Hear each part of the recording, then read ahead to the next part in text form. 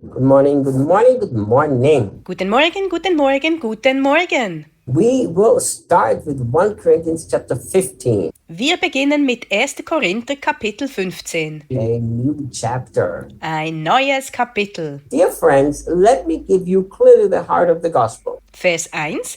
Liebe Freunde, ich will euch deutlich den Kern des Evangeliums sagen, That I have preached to you. das ich euch verkündigt habe.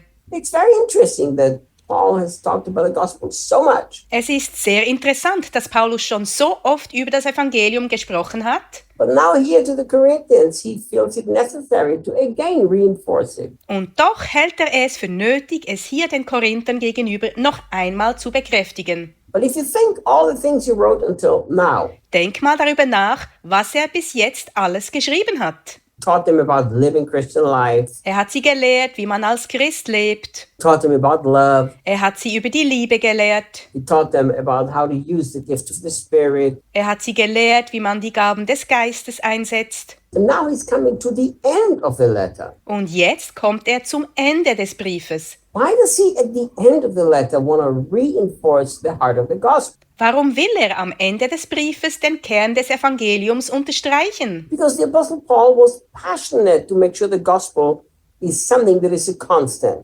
Weil der Apostel Paulus leidenschaftlich dafür eintrat, dass das Evangelium etwas Konstantes ist. The Apostle Paul suffered so much for the church, Der Apostel Paulus hat so viel für die Gemeinde gelitten and he had a clear understanding und er hatte ein klares Verständnis dafür, that starting well does not mean you finish well. dass ein guter Anfang nicht gleichbedeutend mit einem guten Ende ist. It's very interesting that Paul had two sufferings in general. Es ist interessant, dass Paulus im Wesentlichen zweimal gelitten hat. The sufferings when people persecuted him because he preached the gospel in churches started. Zuerst litt er, als er von den Menschen verfolgt wurde, weil er das Evangelium predigte und Gemeinden gründete. And when finally the churches were started, Als die Gemeinden schließlich gegründet worden waren, he suffered because the churches didn't live right. litt er, weil die Gemeinden nicht richtig lebten. So he was not a person who just wanted to get people saved.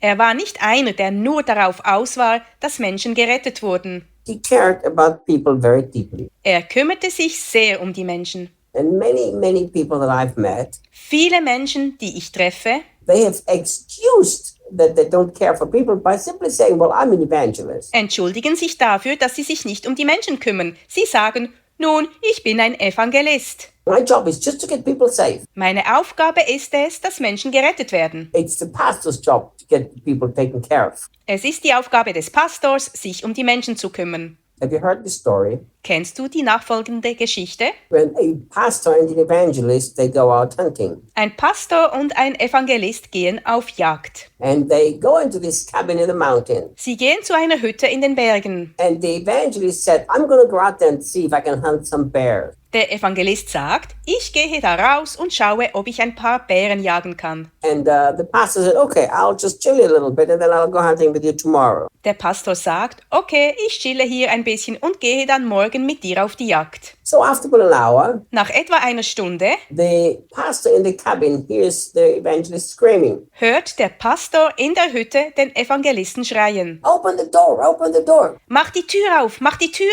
auf. And the pastor opens the door Der Pastor öffnet die Tür, and the evangelist is running towards the cabin der Evangelist rennt auf die Hütte zu, and a bear is chasing him. er wird von einem Bären gejagt. He runs inside of the cabin, Er rennt in die Hütte, but the bear is so fast, aber der Bär ist so schnell, he runs inside after him. dass er ihm hinterherläuft. And the evangelist says, Der Evangelist sagt, I got him, now you take care of him. ich habe ihn erwischt, jetzt kümmere du dich um ihn. Ran out of the cabin again and shut the door. Rennt wieder aus der Hütte und schließt die Tür. Paul was not that kind of a person. Paulus war nicht diese Art von Mensch. Paul cared about the gospel, but he also cared about the people. Paulus lag das Evangelium am Herzen, aber er kümmerte sich auch um die Menschen. So now he wants to reinforce them to make sure that they remain straight. Deshalb will er sie jetzt bestärken, um sicherzustellen, dass sie auf dem rechten Weg bleiben. So look, he says, Er sagt, I want to clearly give you the heart of the gospel that I've preached to you. ich will euch den Kern des Evangeliums,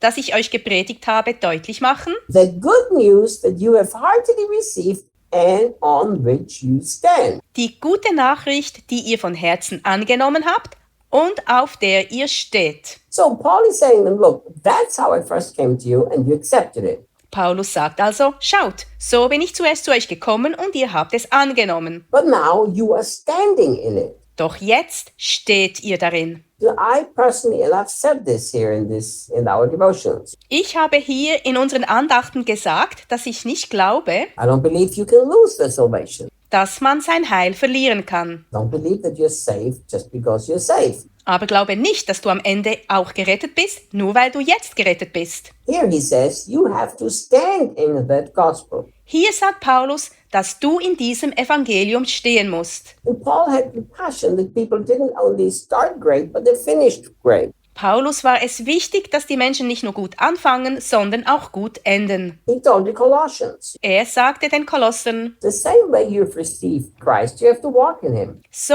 wie ihr Christus empfangen habt, müsst ihr auch in ihm wandeln. We have to walk out the gospel every single day of our life. Wir müssen das Evangelium jeden einzelnen Tag unseres Lebens umsetzen. Many Christians, when they think about the gospel, Viele Christen, wenn sie an das Evangelium denken, they think about something that we have accepted at a certain day in our life. denken an etwas, das man an einem bestimmten Tag in seinem Leben angenommen hat.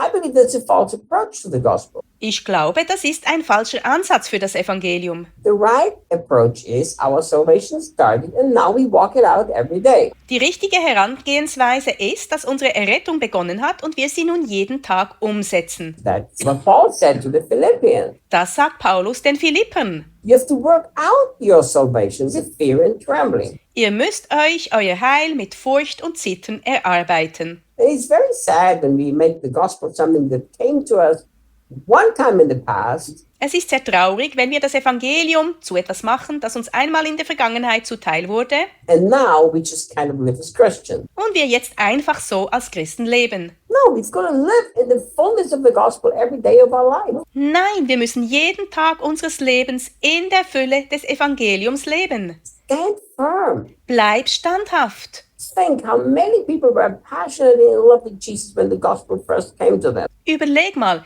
wie viele Menschen leidenschaftlich in Jesus verliebt waren, als sie das Evangelium zum ersten Mal hörten. And now they're kind of lukewarm. Und jetzt sind sie irgendwie lauwarm. Stand in the gospel every day of your life. Bleibe jeden Tag deines Lebens im Evangelium. Share it with others, but you also have to live it. Teile es mit anderen, aber lebe es auch.